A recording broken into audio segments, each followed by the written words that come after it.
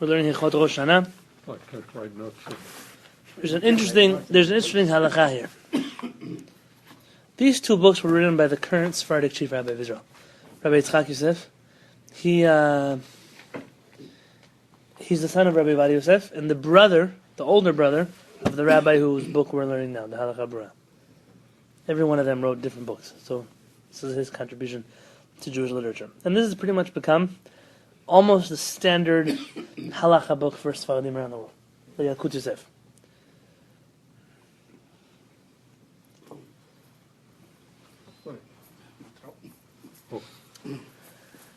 Just an interesting halakha, which I think sets the tone for Rosh Hashanah, halakha Nun Aleph at the bottom of the page. Chacham Yitzchak Yosef writes that the custom is during Slichot to blow Tashat, and Tarat. Do you know what those stand for? They're the different tekiyot. Different tekiyot, right? So Tkiya is Is that the long? two Shvarim. No, three. Two, right? And there's a Tuah. That's it, right? Very good. Everyone's very versed in these. There's a mistake that I hear many people who blow the shofar do, because they're not shofar blowers, they're musicians, whatever they are. They end off with like a two, that is not allowed according to halakha. Because it's very simple that you're supposed to hear one sound, not two sounds. And according to the halakha, each sound that comes out of the shofar is a separate sound. And therefore when they blow shofar, they shouldn't go toot, toot, toot. That's two sounds, it's not one sound. Therefore they should blow clearly. Most Baalei Tkiya don't know that. Right. They don't know that, and it's a mistake. It's a mistake. Another problem is when you hear shofar blowing, to make sure you only hear one shofar at a time. I know it sounds like a funny halakha, like obviously I'm hearing one shofar at a time. Let's say you're davening at the Kollel, and they're all blowing shofar at every time, and every minyan has its own shofar. According to the halakha, the Gemara tells us, Trei kalei lo mishtamai. Two voices cannot be heard at the same time. Two people talking at the same time, you can't hear both of them at the same time. The teachers say, one at a time, right? I can't hear both of you. I had somebody call me this week, and he was trying to give me his phone number. He said 619, so I repeat after him, 619, and he tells me, Rabbi Yoni, if you're talking while I'm talking, you won't be able to understand anything I'm saying. So I said, okay, sir, please finish your phone number. But he's right, if you're talking when I'm talking, you won't be able to hear anything. So if you're at the Kollel, you'd have to make sure to hear shofarot either while no one else is blowing, which is almost impossible, or somewhere else afterwards on your own. And most people there don't know that halakha either. It's an interesting halakha which says that two voices are not heard at the same time. There was a famous rabbi. This rule may not be applicable over there. There's so many people. So many people. And so many. But it has to be applicable. I mean, they have to. You can't hear more than one voice at a time. Even the one you cannot be able to hear. So they have a halakha. There was a famous rabbi, the Sridei Ish. The Sridei Ish is relied on by almost every youth group, co-ed youth group you've ever heard of. NCSY, B'nai Akiva, I don't know, whatever. They all rely on him for the following halakha. What's his name, Rabbi? The rabbi. Oh, what's his comment? Rabbi Weinberg. The book is the Sridei Ish, the survivors of the fire. He was a post-Holocaust rabbi. I think his name is Rabbi Yechiel Weinberg. Big Ashkenazi postic. Very strict. He was from the Hungarian world. And he writes that on his first visit to Germany, the Hungarians were very religious and the Germans really weren't.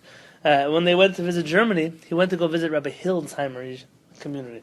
Rabbi Hildesheimer was like the successor, the colleague of Rabbi Shamshon Raphael Hirsch. Of that, what some would dub the Neo-Orthodox movement. I think it's Orthodox, but okay. To each their own. It's its own little corner of European Jewry.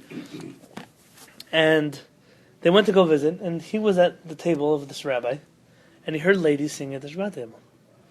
And he blew up. So you guys call yourself religious? And there are ladies singing at the Shabbat table? Who do you think? Okay, it was an interesting question. And then he said later on in his life, he did some cheshbonot, some calculations, and he came to the conclusion that there are two separate teachings that on their own are not strong enough to rely on, but when you put them together, you get what's called a sfek sfeka. It's a double doubt. Not a doubt, but a double doubt. In the case of a doubt, in a prohibition, you're strict, but in a double doubt, you're lenient. And so he put it together, a double doubt. There's two doubts. There's one opinion in the Gemara that says the two voices that are they played together cannot be heard. So if you have men and women singing together, you technically can't hear the lady's voice. I mean, obviously, unless she's singing on a different pitch completely, or she's whatever it would be. In which case, using that logic, you could say that a lady could sing so long as men are singing with her. Now, that's not enough to rely on its own, because it's not as strong enough of a proof, because clearly the rabbis didn't specify such a thing. And there's another opinion of the Chida. The Chida brings it down, the Sepharadic rabbi, in which he says that holy songs are allowed to be sung by ladies.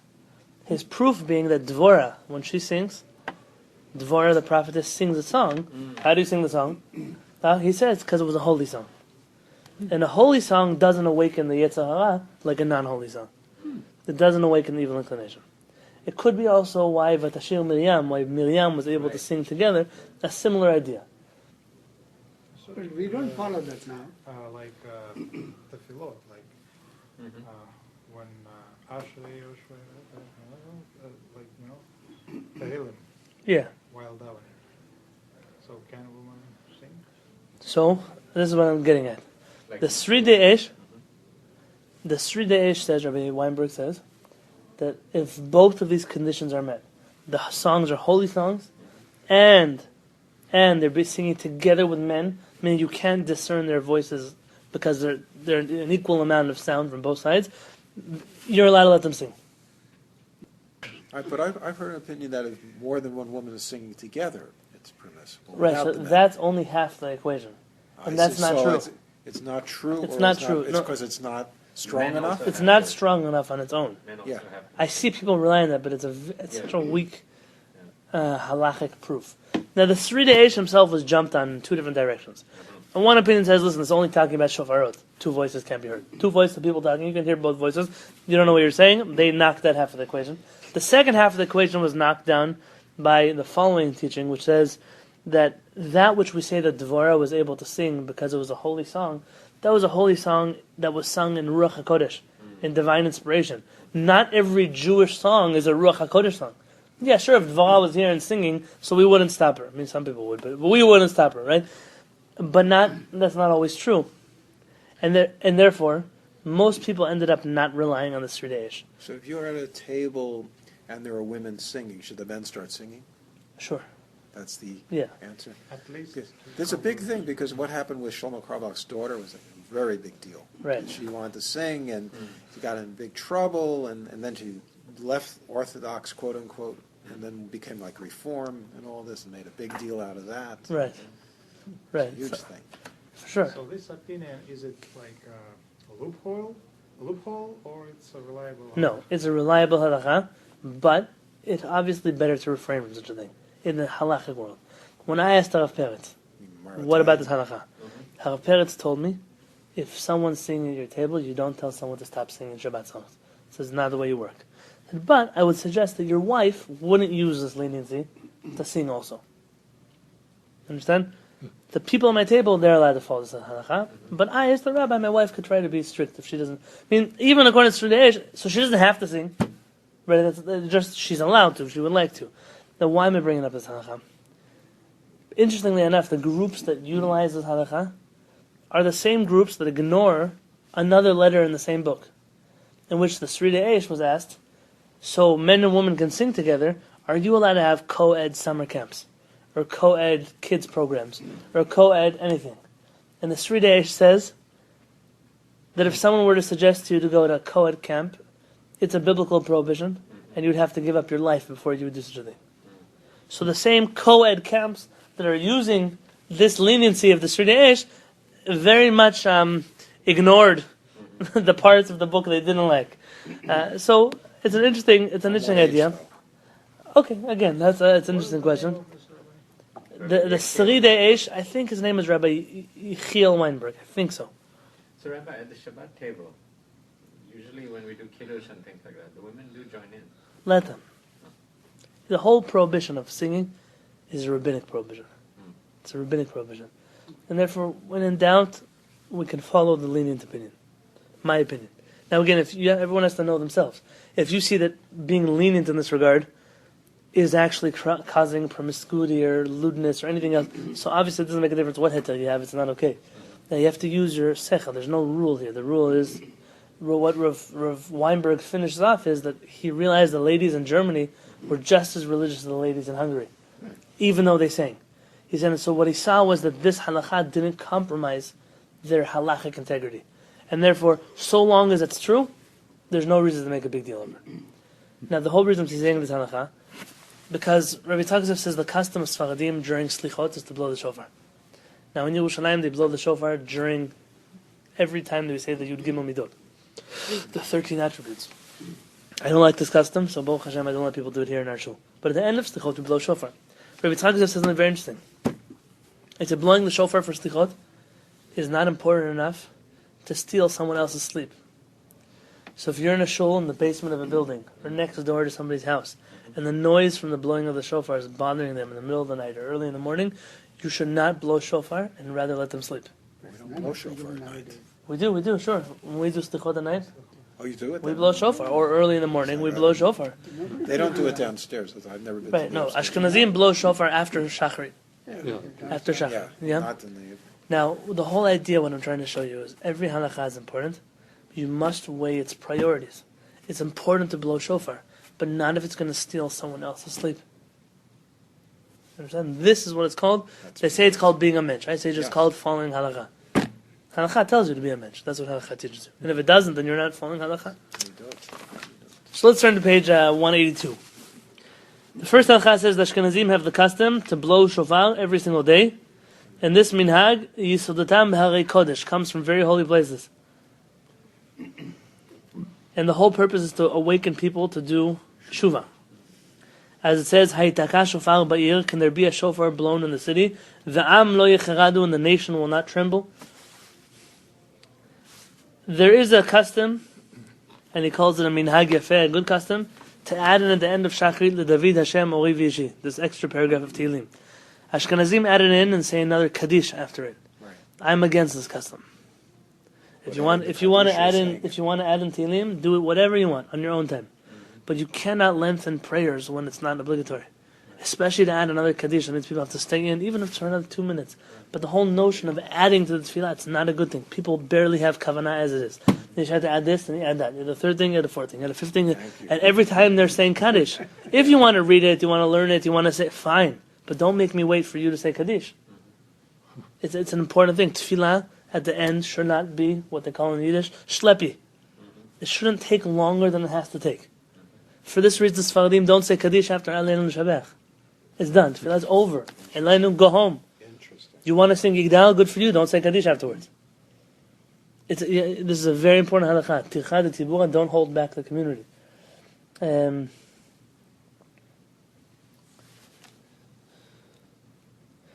Does that also hold for what the additions in, like for example, I remember on Sukkot, like there was like huge paragraphs added to the Amidah. So in the Shmoneh Esrei, What do they call those again? oh, the piyutim.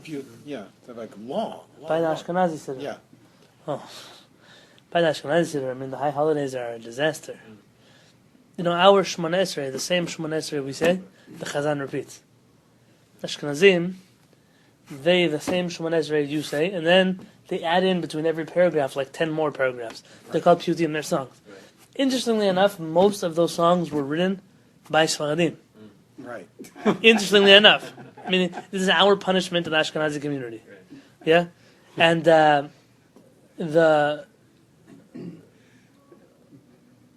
idea being,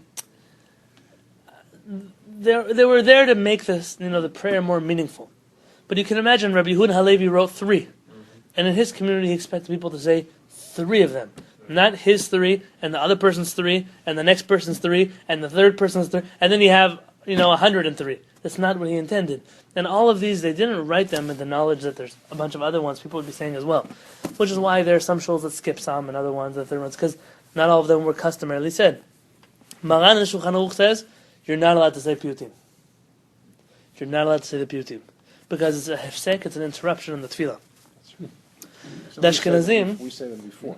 no, we don't say them. Utana Tokef, some. So we say, right, so that's the one that we say just to make people feel good. We say that before Musaf.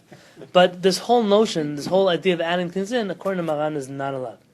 That's why Ashkenazim, anyone ever know when Ashkenazim, they say the Shemona Esrei, the Chazan, and right before he says the first piyut, he says a paragraph. Misod chachamim unvonim milamed ad mavim. There's like a whole thing he sings. Nobody knows. The Chazan himself doesn't know why he says it.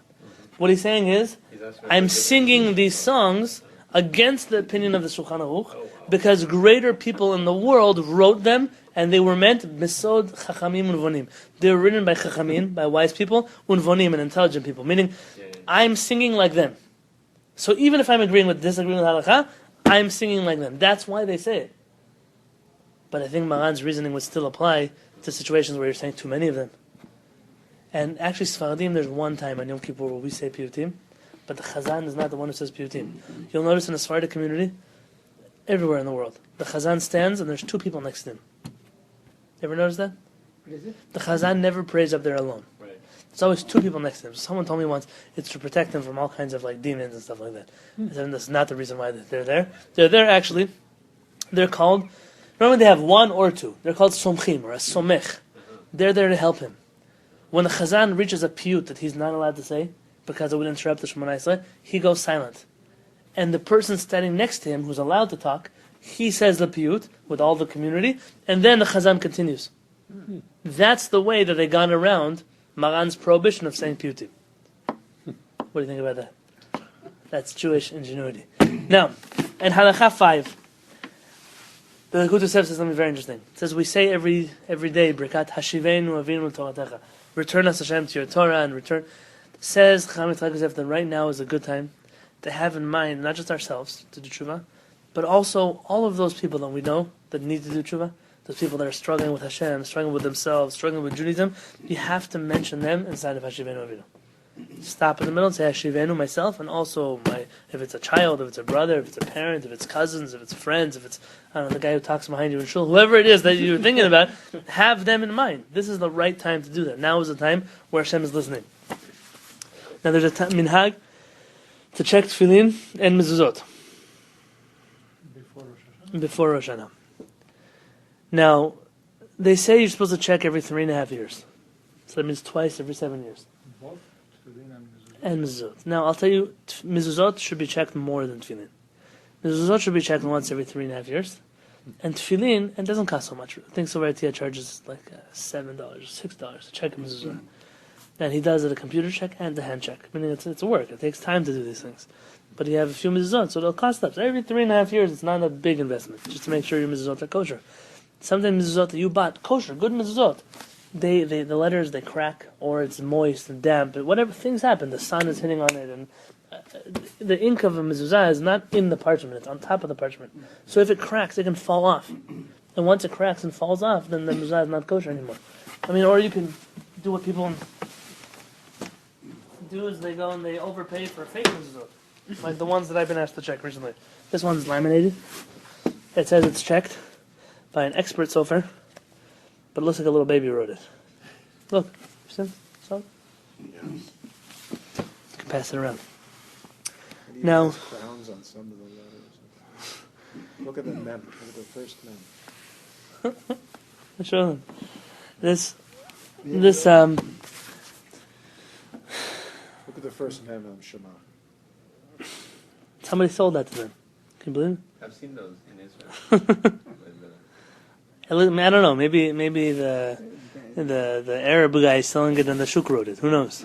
They got good I don't know. It's thick, extra thick. They found a good buyer. Oh, yeah. That's okay. That's not even sofer writing. That's just like Pretty fun. stick figure writing. Now, tefillin. But if you wear tefillin every day, chances are you don't even have to check them after 10 years. If you don't wear your tefillin often, there are people who don't wear the tefillin every day, or they have 2 pairs of tefillin. Some they wear sometimes. Then you have to check tefillin almost every year. If it's tefillin, we believe that the more you use tefillin, the more kosher they last. Why it's that way, I don't know, but that's the halakha the Sofrim have in their hands from Moshe Rabbeinu. Tefillin should not be left in a car, ever. Treat your tefillin like you would treat a baby. Don't put your tefillin in the car, ever. If you have to go to work, put it in the shul, and then come back and pick it up on your way home from work. Tefillin are heat sensitive. They get destroyed by the heat. They change shapes and all kinds of things happen to them. Tefillin also, there are people who shower in the morning and they put on tefillin right away. That water from your hair will eventually not just wear out the shape of your tefillin, but penetrate into the tefillin and make the writing damp, and it could be erased. There are people who have to be careful with their tefillin. Are expensive. They're an investment. You should take care of them. So this is the time where people check their mezuzot and their tefillin. The custom is now to start wishing people the Shana Tova, Tikatevu v'Tichatemu, right? And then mainly it should be written down for a good year and a happy year, and sealed also for that. When it comes to Yom Kippurim, at the end of Yom Kippur, we say the Shana Tova Tichatem. It's the end, already just sealing. It should be sealed in that book. Having a chazan for the high holidays, it's important. A few things. Preferably a chazan should be married. Preferably a chazan should be, not have a beard, but at the age where he could have a beard. So even if you have your bar mitzvah boy just got married, so yeah, you live in such a place where I don't know the bar mitzvah guy, you should try to get a boy who seems like he could grow a beard if you want. There are certain things that we're picky about. Not necessarily. None of these would disqualify someone who's a competent chazan. Unless you have a guy who's married with a beard, doesn't know how to read Hebrew. It doesn't make a difference. You would choose the guy who's not married and knows how to read Hebrew, who's young. But certain things, someone has children preferably. Someone has children has more mercy than somebody who doesn't have children, and therefore he's able to think about the community as his own children. When he speaks about Hashem as a father, a certain relationship he has, he's able to mention. A chazan has to be a person who the whole world doesn't talk about bad. You cannot have a chazan. Oh, you know that guy, he steals or he robs or he goes around with that lady. You cannot have a chazan. There are such chazanim. It doesn't make a difference what kind of voice he has. You are not allowed to hire such a chazan. Because a chazan is an emissary of the community, and if the community doesn't want him, it doesn't work. A chazan also, you have to know, should be a person who doesn't, this is going to sound funny to you, doesn't sing to hear his own voice. This is a halakha. Exactly what you mean. This is a halakha. There are performers. You see all the time. Doesn't sing so he can hear his own voice. You go to those chazan If concerts, and they're Yeah. If he sings because it awakens the community, because that's what it's there to do. But if he sings because he loves to hear himself sing, how do you know the difference between these two chazanim? Not by the amount of people sleeping in the tefillah. That's not it, right? But you see those guys who, by slichot time, you have the guys that are letting someone else read, and then you have those guys who every second paragraph they're reading again. Those are the people who want to hear their own voice. Why do you have to be like that? Why can't you let someone else read? Why can't someone else have a chance? Because I want to hear my own voice. So you are not good for a chazan. What about the people who extend the kedusha to the point where your legs are going to drop? So you're not supposed to do that either. Right. Not supposed to do that either. You ever been in those places where kedusha just goes on forever on a normal Shabbat? When I was in yeshiva, Rosh Hashanah davening started at 7:30 in the morning. A lot of people think 8:30 here is early. 8:30. When I was by my grandfather, they start praying at 6 o'clock in the morning. Rosh Hashanah. In yeshiva, 7:30 in the morning. Musaf ended between 3:30 and 4. Everybody was there? Sure. No choice. And they used to cry, and I said, I'm crying also, just for a different reason than you're crying, yeah? I'm stuck here. And this was one of those brutal davenings. And it's like, Hashem, if you don't forgive me for this, I don't know what it is that I could ever go through that you're not going to forgive me for. Yeah? It was one of those kind of tefillah. Okay, listen, it was very meaningful, it was emotional. There's a special thing about tefillah. Yeah, something else. They give something to put in there. They snuff, right? But I was too young for that. Okay? I would have got just give me a bed. I didn't need anything When else. you came, we used to pass it around and people would sneeze in unison with each other. Wonderful. I wonder how long they daven those places where they have like four books to one siddur. Yeah, right. The Kabbalists. But they start at 4 o'clock in the morning, so they have time. Right? But a person has to know that these. Also, tefillah is not a punishment. It should be enjoyable. And I think that for us, at least my feeling the last 2 years that I've been here in Rosh Hashanah, is that it's longer than a normal Shabbat, but it's not dragged to the point where you don't want to be here anymore. Like Tefillah ends at 1:45, and be like, oh wow, that went fast. That's the feeling you should have when you come to Beit Knesset. If the feeling you have is like, come on, I'm here for you know the best thing with the art scrolls. I used to count how many pages I have left. And the Chazan does like one page every 20 minutes. So you calculate the math on how many more hours you're going to be here. And it's like you're looking, and you're talking about these big, you know the art scrolls. They're like, oh look, Been there, done that. Musaf starts over here, right? You got this much left to Shachrin. Those things are a problem. You shouldn't be praying like that on Rosh Hashanah Yom Kippur. Just certain things to think about. Those are the halachot of Sepharadic Rosh Hashanah is pretty thin. It's pretty thin. The Yom Kippur is not, but then again, what else are you going to do? Have lunch? Yeah. You're stuck here anyways. It's probably good. We got Also with Musaf, I mean, I don't know how we hold on that. When from the first bracha of the repetition to the end, you're not supposed to talk. Where? And Musaf is what I heard because they've been blowing the shofar. So Interesting. You're not allowed. You're not allowed to until the whole talk service is over. from the bracha and the shofar until the end of Musaf. Right. Because that's all one blessing on the shofar. We're learning the laws of Rosh Hashanah. So, so there are a number of other things to say. This is interesting. The Rashba writes that you should pay the chazan for Rosh Hashanah Yom Kippur. You should hire somebody. The reason being that that way you choose who the chazan is, and it avoids having people who shouldn't be the chazan trying to be the chazan in Rosh Hashanah Yom Kippur. Some important things to know about. There's an interesting halakha that most people don't know. We learned it together once in the second class of this Kollel. Maran, in Siman Nun Gimel, 53, in Or Chaim, Hilchot Shliach Tzibur, the laws of a chazan. Maran writes, if you only have money to hire a chazan or a rabbi, to only pay one of them. We learned that. It was one of the first. Very nice. Huh? I'm Oh, not saying- see? I'm not saying what Who- I said last time. Who do you hire? If you That's not- Talmud Chacham, then you hire a rabbi. What kind of Talmid Chacham? Maran writes, if he knows, what kind of halakha? Halakha. If he's yodeh halakha v'baki b'hora'ah, he knows halakha and he paskins halakha also, not just knows halakha, then you take a rabbi and then a chazan. But if the rabbi he's a rabbi, he's a nice speaker, I don't know, he tells nice stories, right? He has a big beard, well, whatever it takes to be a rabbi today, I don't know, it's not so hard from what I understand. Then it's more important to take a chazan than it is to take a rabbi. So at what point does a rabbi feel he can paskin? When he gets permission from his rabbi to paskin. And a rabbi is not allowed to paskin until his rabbi tells him he can paskin. No, not a smicha. Like Yoreh. That is not. Yoreh smicha is a permission from his rabbi to paskin. Oh, so Yoreh means Yoreh. You can be more. You can paskin. But just normal smicha doesn't. It's not always. Now I know what happens today, but I see people. They don't know there are other kinds of smicha, so they give every Joe Schmo a Yoreh. The problem is, who did you get Yoreh from? Like a 1-800 number? Who did you get Yoreh from?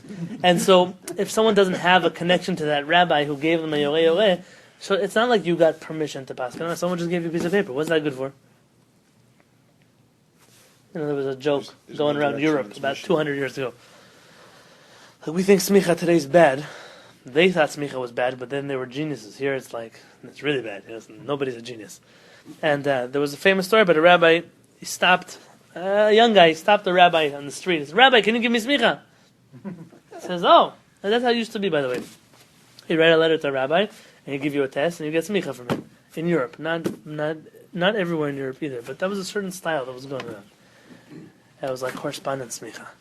And the rabbi said, well, let me ask you, did you study Orach Chaim, the first volume of Shulchan Aruch? He says, nah, who studies Orach Chaim? That's for little kids. Okay.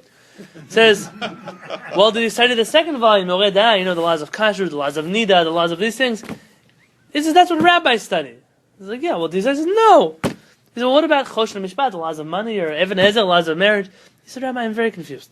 If I would have studied all of these things, why would I come to you for a certificate? But that's what it's become today. My grandfather was a rabbi. Didn't have smicha. But he was a person, he learned a lot, and people knew that you could come and ask him questions, so he didn't need smicha. Now, did he really not need smicha? It seems like in certain communities, receiving an official ordination was more important than in other communities.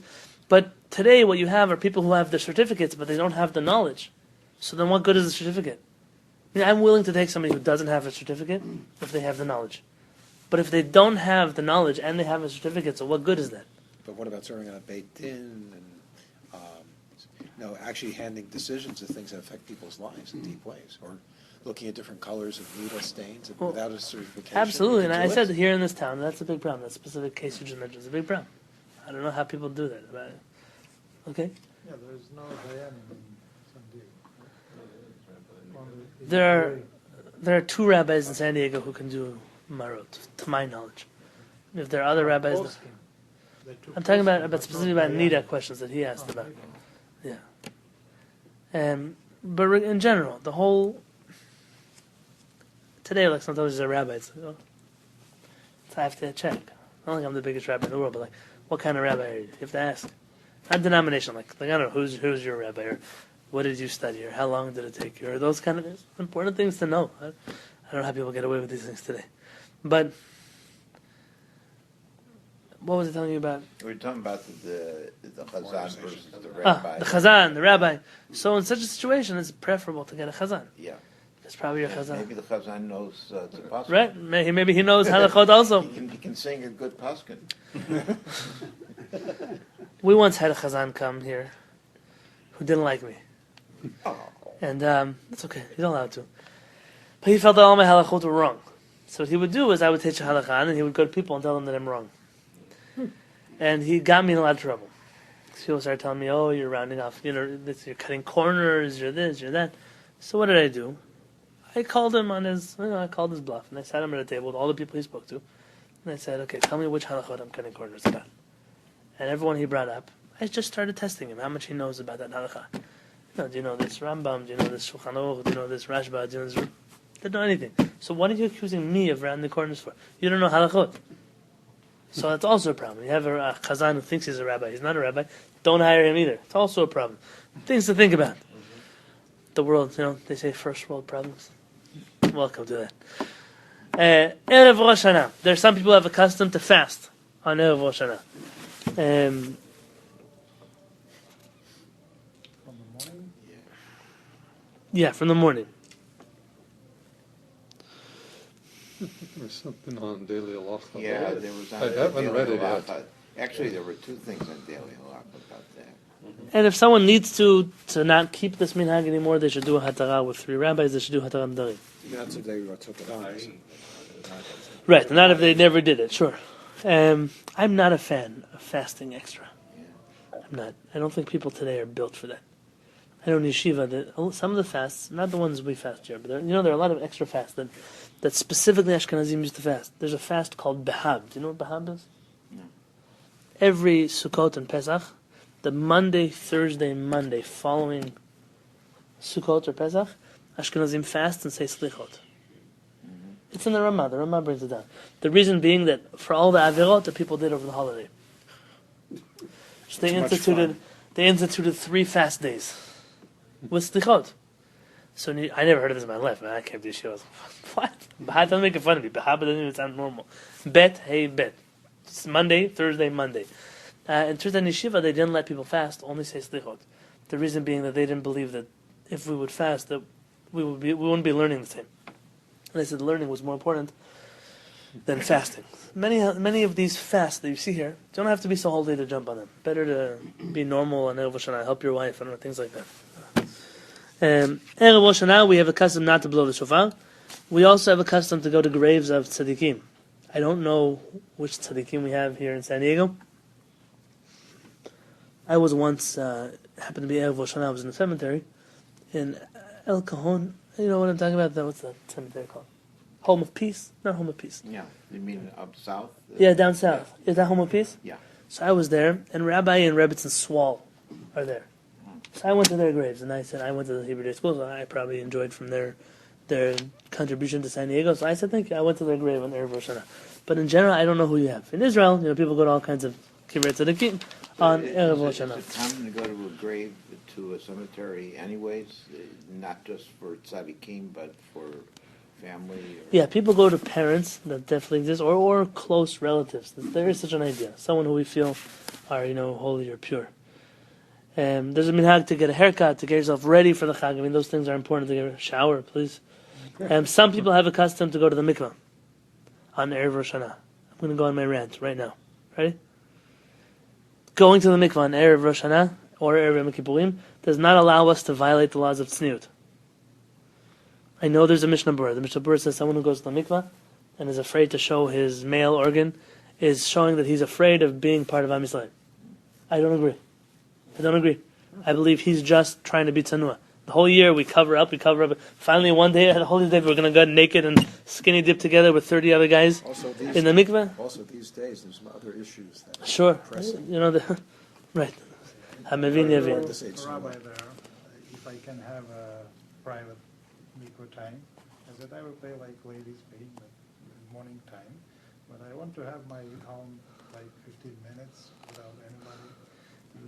He said, why you want? I said, because of tzniut. He said, what about tzniut? When people used to go to bath all together, Yeah. rabbis and students, so didn't they think about tzniut? Why are you thinking about tzniut in this case? So what can you... Baruch Hashem, today we are more tzanua than them. Who said they're not wearing bathing suits? Who said? Who said they didn't wear underpants? I don't know. Who said they went in naked to a bath? I don't know. We don't go to a bath for them was a jacuzzi for us. We don't go naked to the jacuzzi. We sit there with other people. Yeah, I'm not convinced they were naked. And even if I was convinced they were naked, so what? Tzniut, like we said, is very subjective. And when we train ourselves that something is tzanua, so that's tzanua. That's just what it is. Could be that in the olden days people weren't so tzanua in certain ways, and that's how they dressed, and that's how they lived. Fine. It's like where we said in Sepharadic countries, where wearing socks for a lady was unheard of. But in Ashkenaz, even men were not allowed to show their feet in public. The Mishnah Berurah says a man should change his socks under his blanket. These things are social norms. I think today, I don't know what happened then, but today we definitely would consider it untzanua to be together with a bunch of men in a mikveh. So what happens if a person can't go to a mikveh? Okay, so go to the ocean if there's no ladies there. If there's ladies there, that's a worse problem than going with a bunch of men. So you can go to swimming pool. You can go to jacuzzi. According to Chacham Ovadia, the Gemara says that if you don't have a mikveh for men, you can pour 9 kabin of water on your head. Buckets. Chacham Ovadia says being under the shower for 2.5 minutes, your head and your body under the shower, for 2.5 minutes would count as being in a mikveh. All right. What about the ice bucket challenge? I was just thinking of that. And how about walking on fire? Well, how about that? Yeah. Then my heart broke when I saw on Facebook how many rabbis did the ice bucket challenge. Oh boy. But I won't get political over here. So, It's not good for Breaks health. the ice. It's very it's not good for health? It can cause a stroke, God forbid. Oh. I heard somebody died from it. Yeah. Really? Yeah. Today or yesterday or... Oh, really? Wow. From what? Because you lose your vital heat in your head and your No, blood something leaves your head. happened. It was a bunch of Hard ice cubes or something. firefighters today. Oh. Yeah, firefighter. Did it, they dumped it on their head, but they were near live wires. Oh. And the firefighter got electrocuted. Where? Wow. I read it on the news today in the morning. I don't know where someone... Yesterday. I haven't heard of it. Yesterday it could be, yeah. Wow. Okay. Hashem should help You us. guys can use my pool if you want. Got to be used for something. So there, Seen from everywhere. if you have a tzanua pool, some people's pools are not seen from everywhere. You have to look. I would say a shower. A shower is the problem. This same thing is true for Erev Yom Kippurim.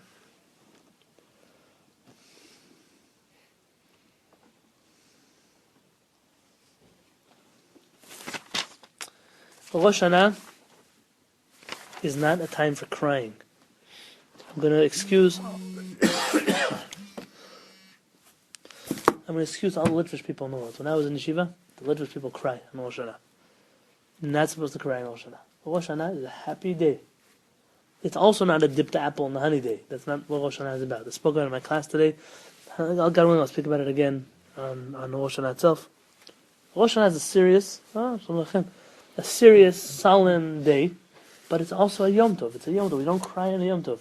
We don't say Vidui on a Yom Tov.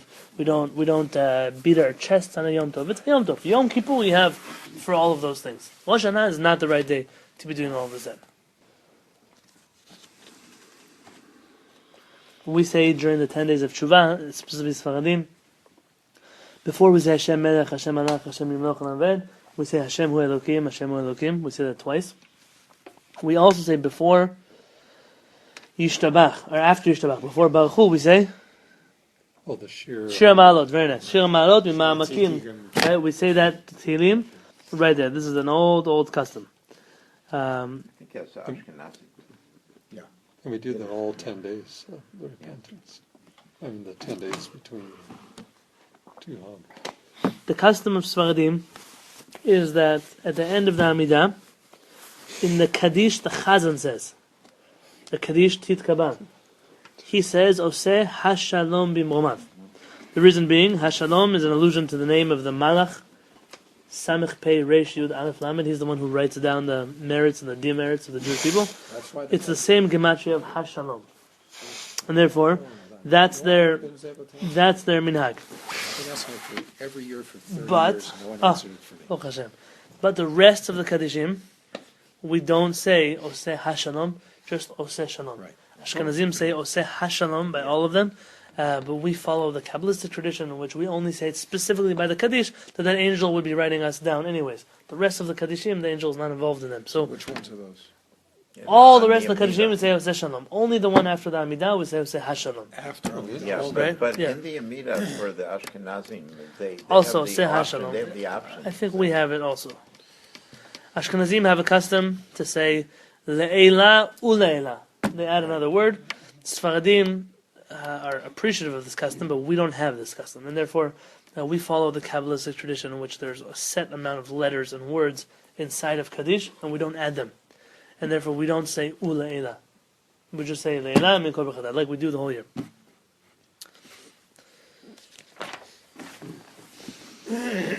We're on page 190.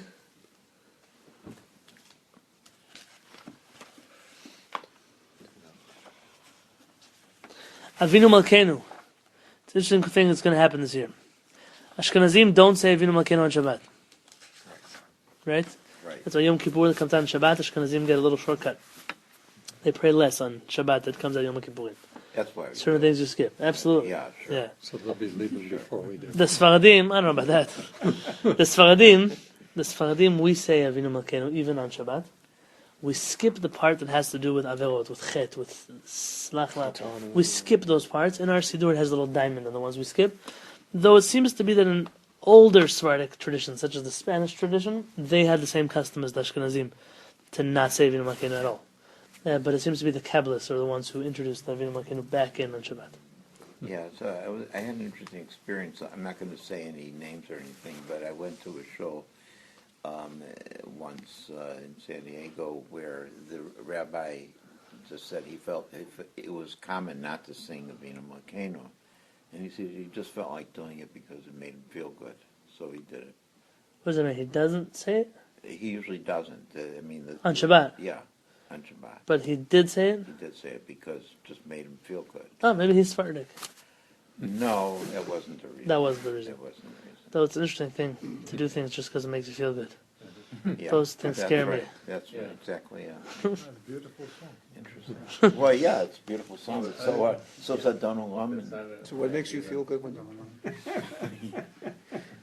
And what we do, like we mentioned about the Piyutim, you'll notice the Sephardim right after Shemona Esrei, because we don't say all those songs during the Chazara, right after the Chazara we sit down and we sing all of them. Mm-hmm. Yeah? Somebody who's familiar with the text of those songs will realize it's like singing something backwards. I mean, they all are connected to different parts of davening. We just say them all together anyways. But that's what we do.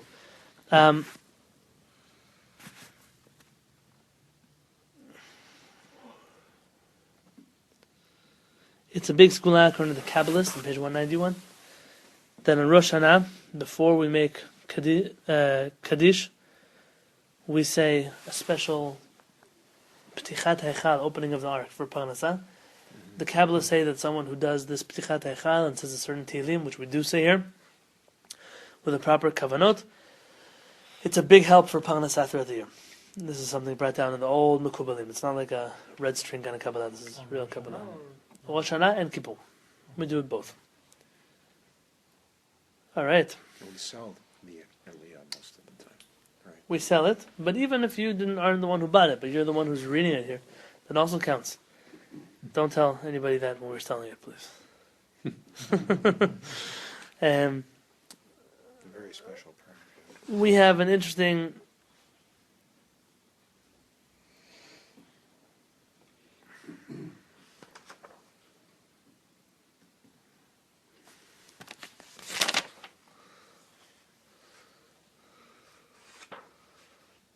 Okay, there's a number of little details on how you pronounce words, how you don't pronounce words. There's one song that we sing on Rosh Hashanah that's a problem. One song that Ashkenazim sing, one song that Sephardim sing. One song that Ashkenazim sing is part of their slichot. They ask the Torah HaKdosha to intervene on their behalf. Torah HaKdosha hitchaneni bevakasha. Go to Hashem and ask Hashem to be nice to us, whatever the song says. Most Ashkenazi authorities are of the opinion that you're not allowed to say that. And even though it's printed in some Ashkenazi Sidurim, the majority of Ashkenazi rabbis say you cannot ask a Torah or an angel to go pray for you. We believe in HaKadosh Baruch Hu. Other rabbis say, no, it's an ancient song written by someone holy, so you rely on the fact that they... Okay, fine. Sephardim, this song doesn't appear at all. Now we're Siddur. We have a different problem. I don't remember if it's Rosh Hashanah or Kippur. We sing a funny song.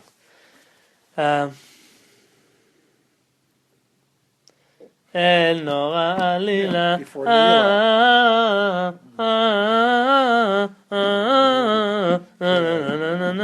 We do this the whole Chag, right? And what we say is we take the first letter, like Maromim Meromim la la la la la la, and right, very nice. Okay, so we have a problem. The problem is that there are two letters there. The one that I'm remembering off the top of my head is Lovesh Tzedakot. We say Lo Lovesh Tzedakot Mi El Kamocha. Right, that's how it goes. Very nice. So this song is a problem because we're saying Hashem Lovesh Tzedakot. He wears righteousness. He dresses in righteousness. But if we're saying Lo Lovesh Tzedakot, what are we saying? God forbid that he doesn't wear righteousness. And I don't know, every year I have this clown. I make an announcement and I have one clown who gets up in there and says, Lo Lovesh Tzedakot. But I judge him favorably. He says Lo Lovesh Tzedakot, which could be a double negative. Right. He's not wearing this. It could be that worked out for him. But for us, if you want to say this, you should go Lo Lovesh Tzedakot. Make it one long Lo. Or just do what I do. I go Lovesh Tzedakot. Just skip one of the lows. Whichever one you want. Depends on your voice and your chazanut and how you like things to do. How low can you go? Yeah, I was going to say it's called the low point. The low. A person has to be careful. There's one more, and I'll bring it up again to the community as we get close to that day. Now we have a page for a few more halachot we could do here. Are you going to talk about the Seder? Yes, right now. We just got to that page 195. See Seder? The Rosh Hashanah? Yes. That's the Yashan wheat. Is that for after Sukkot? No. We should buy them before Rosh Hashanah. But right now, can we use the regular one until Rosh Hashanah? Until Rosh Hashanah. That would. I mean, some rabbis are already saying a few weeks ago, but I give everyone a cutoff date of Rosh Hashanah. Okay, so for the Rosh Hashanah meal, we should have the... Yes. You can still buy it now until Rosh Hashanah. It's a good question. Where is it available? Just buy any normal flour. It'll be Yashan. Oh. It should be. I sent out an email, I think to Rachel with the packet. I can send you a packet also. It says which companies, but my assumption would be that it's still okay. If you like Costco or wherever. Until Rosh Hashanah. Yeah. Well, we're to buy old flour. Sounds fun, right? Flour? Yeah. Yashan flour. Oh, all the flowers are old. Grind your own. So there's nothing new here. We light a candle in honor of Yom I Tov, investigated and the bracha that we make, L'hadlik ner shel Yom Tov. The lady makes that bracha before she lights the candles. If I'm not mistaken, even Ashkenaziyot light on Yom Tov before they say the bracha, before they light the candles. If I'm not mistaken. What? They make a bracha and then light the candles. Yeah. So that's that right, That Wayne? isn't anything I'm aware of. That's what I was told by someone Ashkenazi. So you say the bracha, then you light. That's the Yes. way. All By brachot, Yom right? Tov. All the brachot, but specifically, Piano, yes. Not both nights. Really? Or is it Why? both nights in Rosh Hashanah? A lady should not make a shechianu when she lights candles. You should tell your wives, if they listen to you. Some wives don't listen to their husbands. Tell your wife not to make a shechianu. Tell you why. You can only make one shechianu on Rosh Hashanah. Every holiday. And so when she listens to kiddush from you when you say a shechianu because you didn't like candles, she's not allowed to answer amen to the shechianu if she plans on fulfilling her obligation with it. And therefore she should just make a candle lighting, light the candles, make bracha, light the candles, and then listen to your shechianu during kiddush and say amen. what if it's her shechianu and this is my shechianu? Is it a problem? It's better not to work that way. It's better that Yeah, husbands and couple, wives should. Yeah. One thing they should do. If it's hard for her, then it's one of those things we don't have to fight with our wives about. But it's important. Is that true on Pesach So too? shechianu during Yeah. kiddush is more important. Yeah. If she'd like, when you say shechianu during kiddush, she could say it out loud with you. Well, you're You saying, can get your whole family to say shechianu with you. you're saying it for the whole table. Everybody. Whereas when a woman's lighting candles, no one's standing around her listening to her shechina. The custom of the Jewish people, based on the Gemara and Masechet Horayot and Masechet Kritot, is that on Rosh Hashanah we eat all kinds of funny things in order to get brachot. We bless and curse all kinds of people on that night. So we eat pomegranate seeds. We say the Jewish people are full of mitzvot like a pomegranate. We eat beets because the Hebrew word for beets is selek. Selek is the Hebrew word for the stalek, to get rid of. And we say we eat these beets and our enemies should be mistalkim. They should dissipate, they disappear. And we eat all kinds of foods, and over the generations, different customs have developed over what foods are eaten. There's no prohibition of adding your own. I know that some years I had a mango, so I said our enemies should be turned into a mangal. A mangal in Hebrew is a barbecue. So it's only Mango, should be vegetables? mango. It's only vegetables? Fruits, vegetables, anything that you would eat. You can. There are Well- definitely the few that we always had the custom to do. Some of them, for example, you see Ashkenazim do, because in Europe a certain word meant something in Yiddish You're right. that meant something, Yeah. as a blessing or a curse, whereas in a Sepharadic country it was something else that we ate.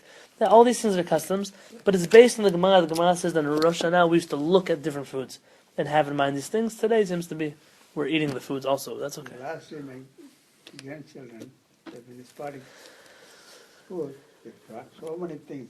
They eat. Yeah. So Baruch Hashem, listen, I know that the Ben Ish Chai says you should not, I'm sorry for all the little elementary school kids, you should not dip your apple in honey. Because honey is din, is judgment, and sugar is chesed, is mercy. And therefore the custom of the Iraqi Jews is to have an apple baked in sugar, as opposed to an apple dipped in honey. Because he held specifically it was a curse to have an apple dipped in honey. We get back. It seems to be the custom in the world is to eat an apple with honey. I'm not against it. It's sweet, whatever.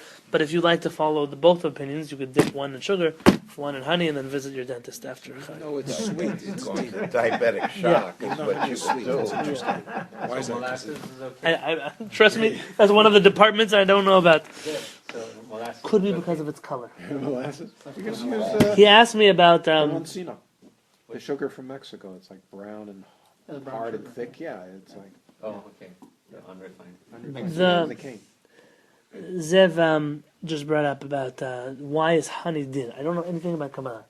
My assumption is that according to Kabbalah, gold is din and silver is chesed. Which is why the poskim say you should marry a woman with a gold ring, and the Kabbalists say you should marry her with a silver ring. Yeah, because again, the Baba Sali gave Rabbi Mordechai Eliyahu 2 watches. One was gold and one was silver. And the Mordechai used to always put a silver one on top of the gold one. Certain things like that. So when it comes to this, it could be that because honey is gold, it's din. Gold is din because it's connected to the golden calf. A lot of things, I'm not a Kabbalist, just sharing ideas. Visualization. That's right. There's a lot of visualization on Rosh Hashanah. Yeah. Trying to see things in a certain way to make the year. Right. That's why your emotions. Well, we're going to speak about this on Rosh Hashanah. Why? Let me ask you, in your house, the custom is to eat these fruits and vegetables after Kiddush, before Hamotzi, or after Hamotzi? After Hamotzi in our house. Your house? What in your house? Well, the places I've been to where they have like a Seder for Rosh Hashanah, they do it before the meal. Before Hamotzi or after Hamotzi? Before. But before After Kiddush? No, after Oh. Kiddush. Before Hamotzi or after You know, Hamotzi? that's interesting. I think it's maybe after Hamotzi. Yes, yeah. Right. Before Hamotzi, but with a separate blessing. Okay. Anybody else? Actually, you do brachot on the foods, like you say, break for Yeah. eights, for If example. after a meal you eat something Oh, after a sweet meal. or fruit Yeah. No, or but something, This is it's supposed to I have learned a, that No, but you make this is a motzi, Seder. and then you have the foods, and you just say yehi ratzon Yeah. on the food, but you don't say a beret pri adama or a beret pri this because you're covered by the motzi. no, you're not. Right. If you eat it as a snack after meal, then you're not covered with it. But then it's not really part of that seder. But this is part of a Seder. We're talking about a specific order of things here. It's like, what else is it? It's like Tu Tu B'Shvat. B'Shvat, right? Yeah. The same type of thing. Yeah. Two different things. Tu B'Shvat is very recent. The fruit stuff that goes on. So this is an pretty old fruity. custom in how And doing this this? is an old minhag. Yeah. Not getting rid of the importance of Tu B'Shvat, but No, it's- Tu B'Shvat, since like the founding of the state of Israel, has gotten its own flavor of like trees and JNF and I don't know, They have blue all kinds of shtakabash, fish and Right, all like- kinds of all weird kind- things. all kinds of you know. things. I don't know, challah baking ceremonies, like all kinds of things that didn't exist once upon a time. But they're not bad; they're just new. This one goes back to the times of the Gemara. There is a dispute in halacha about when you eat these things. Is it before Hamotzi or after Hamotzi? Most Sfaradim had the custom that after Kiddush on Shabbat, they bring out nuts and fruits and vegetables and cookies and all, whatever they eat, and they make brachot on each one. That way, because you have less brachot on Shabbat, you could fill your 100 brachot you're supposed to make every single day by these brachot. Chacham Ovadia Yosef, alav shalom, had a special place in his heart for these kind of customs, because most of these customs were found specifically among Spanish Jews, Moroccan Jews, Algerian Jews, Tunisian Jews. Something with Chacham Ovadia and the Moroccans never got along with each other. And there was a famous fight between Chacham Ovadia and the chief Moroccan rabbi. Both of them were very, very good friends. And Chacham Ovadia said to the Moroccan rabbi, Rabbi Massas, he said, I'm sick and tired you think that all the Moroccan customs are a halacha le Moshe Sinai. They were all given to Moshe on Mount Sinai, and that's why you can't listen to me when I'm right. And Rabbi Massas rolled back to him. He said, well, I'm sick and tired of you thinking that all of our minhagim are bad. So, everyone had their own corner of this discussion. They're eating sweet fruit and they have to argue? No, they're good friends. They were very good friends, these two. But in letters, they argued right and left. When they eat, When do they eat? No. when they eat, there's time to eat. By the time they lost their appetite. So, an interesting halakha is as follows. You're not allowed to make brachot just for the fun of it. Like you're just walking down the street, let's make a shakol. I mean, you have to drink something to do such a thing. You can't make a bracha every time you take a bite of the same food because you already made a bracha. This is all discussed in Siman Reish Tet Zayin in the Shulchan Aruch. Reish Tet Zayin. Maran says that included in the prohibition of saying Hashem's name in vain and making blessings in vain is making a bracha before you are going to do hamotzi. Before Hamotzi. Because after hamotzi, do you have to make a bracha on all of these things? No. No. So you're adding an extra dose. So And that- therefore, therefore, Seder after Hamotzi. according to Chacham Ovadia, you are setting yourself up into a situation where you're making blessings that if you only waited 2 more minutes, you would have not had to make these blessings. And Chacham Ovadia therefore got rid of this entire custom and convinced all the Sephardim that their custom is to make blessings after Hamotzi. Okay, and then what about the 100? That's, he says, it's a minor problem. It's a minor You're problem. talking only about Rosh Hashanah Seder? Or In general, on Shabbatot. And this, I had this halacha yumit from Rav Ovadia's website saying that if you have hamotzi meal on Shabbat, for example, and then you have snacks like fruits or cookies or anything which you don't eat with the bread, you already ate and said it, and now you have snacks, you have to make a bracha on this snack, Part of the separate meal. bracha. this is this. You said after months. Or This is an eat it argument- with the bread. Oh, like the Ben At Ish Chai. least first Like the one Ben is Ish with Chai. the bread, and then you continue. That's the Ben Ish Chai's loophole. This is an old argument. Do you make a bracha on dessert or not? Yeah. This is not dessert though. This is the beginning of the meal. This is before we're satiated. This is things that we eat before we eat normal food. This is the equivalent of a salad Yeah. or of a fruit cup that someone would put out at a wedding.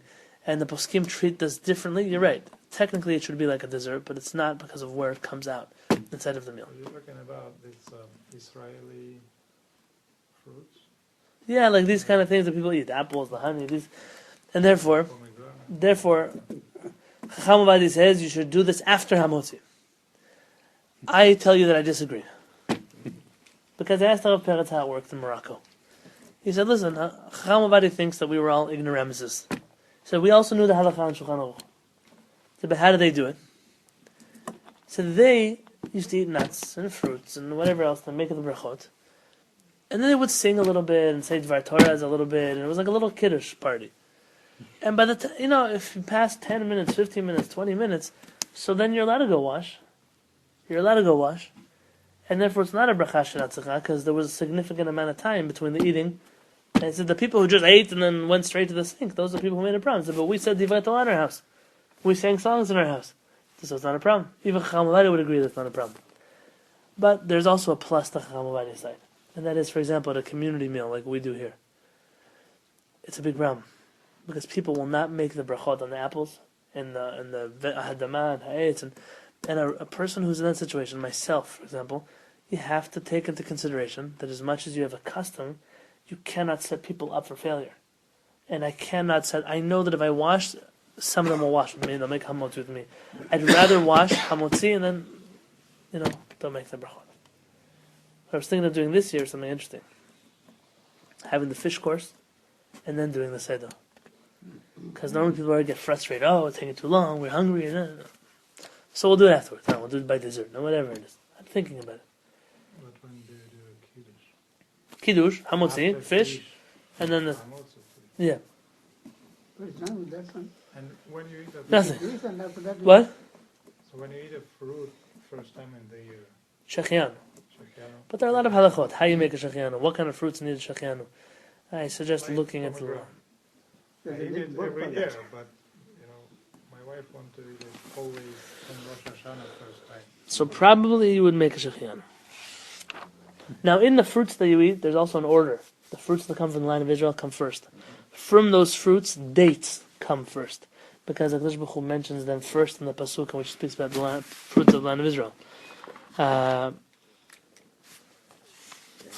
if he hasn't had dates the whole year, maybe he's American, and Americans don't think he dates all the time, so then he should make a shechianu also. Again? Even though he made it a kiddush. Yes, special shechianu. Everyone is allowed to make their own ha'etz, hadama, their own shechianu, not just one person. But if he wants to, he can. And what a pomegranate? Now again, please remember something. This is my date. If I hadn't had it in a year. Then there's a hiratzon. You cannot make the hiratzon, and I see everybody doing this. You cannot make a hiratzon before you eat the date. Because that hiratzon is an interruption between the blessing and the eating. So make the blessing, eat the date, say hiratzon. That's the way we always did it. I don't know why all of a sudden people started becoming so super religious on the hiratzon they have to say before they eat the fruit. It's wrong. You have to make sure that they know the halakha. And you should take time, take a few minutes before you do your kiddush to explain these halakhot to the people at your table. So, what I said before, you can eat those fruits before Hamotzin with a bracha? Yes, just you have to give it some time after you finish eating them. 15 minutes, berch. Sing, try Torah, dance, I don't do whatever you need to do. So what is the problem eating it after? Not a problem, it's not the custom that way. Oh, Yeah. And if you want to get the extra brachot. Now there's a minhag to eat the head of fish, but that's not the original minhag. The original minhag is to eat the head of a sheep. Why? It's a head, so you're the head of the year, not the tail. Yeah. Also because Why sheep? Hashem should remember the Akedat Yitzchak, the sacrifice of Yitzchak. we can't find Well, is it Rosh because Hashanah sheep are following American. God? I It's because that this animal was used, and we want to remember the schut, that schut of Avram Avinu. But sheep, as a character trait, they follow without, they basically, They also have a character trait that they taste good. So maybe that's what we're going after. I don't know. You're right. I hear what you're saying, but Yeah. that's not what we're trying to bring out here. And- sheep's head tastes good? I don't like heads of any animals, really. The custom amongst Ashkenazim became a fish head, probably because of access. It just depends what people had access to. I've seen sheep heads at tables. Yeah. In Denver. Sure. And it could be a tongue if you can't find heads and a tongue. My parents had an interesting situation. My parents lived in Santa Barbara. The first 4 years they moved to the States in the 80s. My father was getting his PhD, and they could not find kosher head of anything. And my parents are more religious than me, so they don't go to like the store and buy fish that's not from a like that kind of thing. So, the son of Rabbi David Feinstein, the grandson of Rabbi Moshe Feinstein, was one of the rabbis in Santa Barbara. So it was Erev Rosh Hashanah. My parents said, "What do we do for this minhag of having a head of a fish or a head of anything, a head of a?" So it's a great question. Let me call my grandfather. So he called Rabbi Moshe Feinstein. And Rabbi Moshe Feinstein said, the whole idea here is to eat something that's the head. And therefore, it doesn't make a difference what it is, it's the name that's important. Because they're just there to bring you to a certain level of consciousness. So he told him to go to the store and buy a head of cabbage. Because in English, it's called a head of cabbage. Yeah. And therefore, it's a head and not a tail. Well, that's Now, it sounds funny, but that's where all of these things come from. All of these words are a play on words. Yeah. It doesn't have tail at all. Oh. And it's worse because it has bugs. It's great. It's vegan friendly. Oh, there you go. See? Cabbages don't have bugs. We don't know to use it. Not so much. It's That's- available here. Thank you. I tell people that a lot, and they tell me that I don't know what I'm saying. No, Believe me, they don't. cabbage. They don't. We have now hit 10 o'clock, but I'd like one more thing.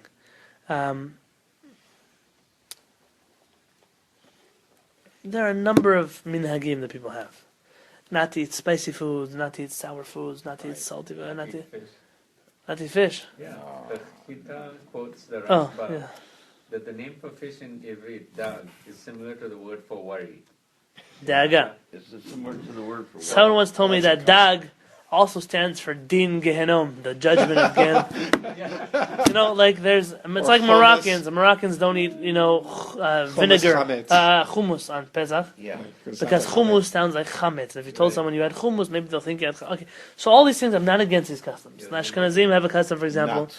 not to eat nuts, because egozim and chet Yeah. have the same gematria. I'm sure if you and I sat with the book of gematriot, we could come up with all kinds of fun things we can and cannot do. The idea is that in Rosh Hashanah, a lot of this is about putting yourself in a state of consciousness and avoiding things or doing things or doing that. Everything is there for something. There's a minhag not to sleep, on Rosh Hashanah, on the afternoon, only at nighttime, not in the afternoon because Hashem is judging you, so how do you have the chutzpah to go to sleep? All of these things are true, they're real minhagim. But you have to remember what's the most important thing. If instead of going to sleep, I'm going to sit up at the table and speak Lashon Hara with my friends, on Rosh Hashanah, go to sleep. A person who's doing an Avera is worse than a person who's sleeping because he doesn't want to speak Lashon Hara. What about in terms of health? Also, if a person's not feeling well, Yeah. they have to take care of themselves. The whole thing here is very important to think about. There are halachot that, these are not halachot, these are minhagim, these are genuine minhagim, these are not like fake minhagim. They're not somebody made them up 100 years ago. These are real old minhagim. But the minhagim were not there as halachot from Hashem that this is what you have to do. If they so call a rabbi, if you call me, I'll tell you what it is you need to do, not to do. There's a minhag, for example. The minhag says that in the days of Rosh Hashanah you should do everything possible not to get angry, Right. or not to scream, not to shout, not to be makpid. Makpid is not to be how do you say makpid? Strict on people, like don't. Someone took your book, fine. Someone sat in your seat, fine. Your kid stepped on your toe, fine. Something spilled in the house, fine. The whole chag you should work on yourself not to get angry, because if we get angry, who's going to get angry at us? That's a real minhag. That's the kind of minhag I wish I would see people keeping. The halakha not to speak lashon hara. That's the kind of halakha I wish I would see people keep. The other minhagim, eating nuts is the gematria of chet. But actually doing a chet is worse than eating nuts and have the same gematria as a chet. You understand? You have to take things into perspective. When you're listening to the shofar, all these things, to do the right thing.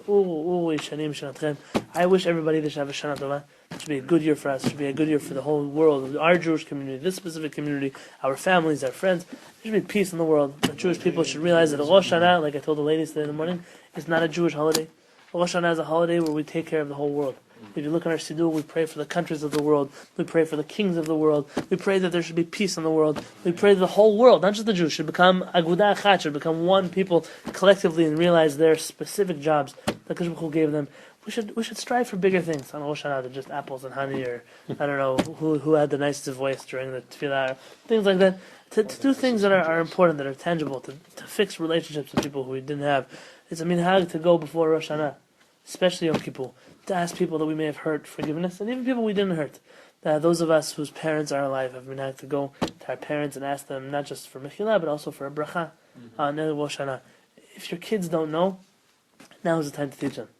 Go to your kids and tell them you want to give them a bracha. There's in some Siddurim, especially the Ashkenazi ones, brachot that parents give their children. It's also a time to teach your children how to ask forgiveness. Ask them forgiveness. So what? So it's going to hurt you. You're going to teach them midot and derech eretz. All kinds of things. Now is the right time to do things. Rosh Hashanah is a big deal. And I told this to the ladies in the morning. My minhag on Yom Kippur, just so you're aware of, is that I take names of everybody in my class, their families. If you want, you can write for me a little note. And I take a special time in Yom Kippurim. And everyone who learns with me, not everyone who prays, everyone who learns with me, I so much appreciate what you do for me during the year, that you learn with me, we sat late at night, I know. I so appreciate you. I take a little bit of my time on Yom Kippurim, and I daven for everybody that I can. I don't know if it helps, but I want to give you back something also. So if you're able to, before Yom Kippurim, please just bring me something with your name, with your family's name, some kind of brachot, and it's private, I don't share anything with anybody, but just let me have the zchut of being able to add in a few words for us as a community, for specifically us as a kollel. It's been a beautiful year. I'm very excited about what we've done so far. I'm even more excited where we're going to go this year. I think we've gained some serious momentum. The level of knowledge that you have all reached, it's incredible. I mean, you put in your own time and your own hours, and many of you are calling me up or meeting me and asking me questions about things that we learned a few months ago or 2 weeks ago or last class. I get a lot of nachat, and I have to tell you that I'm very impressed. And I think that from this kollel will come very big things. They already have becoming big things. The people in the community here look up to you. You're the only group here that makes siyumim. You're the only group here that committed more than once a week to show up here. You're the only group that knows what it's like to really learn from a book. And people really appreciate that. You have a big influence here. And I look forward to this next year to make that twofold, to bring more people to the kollel, to bring more people under our wings, and to B'ezrat Hashem teach the whole world about HaKadosh Baruch Hu. It's the right time. B'ezrat Hashem. I wish you have a Shana Tova.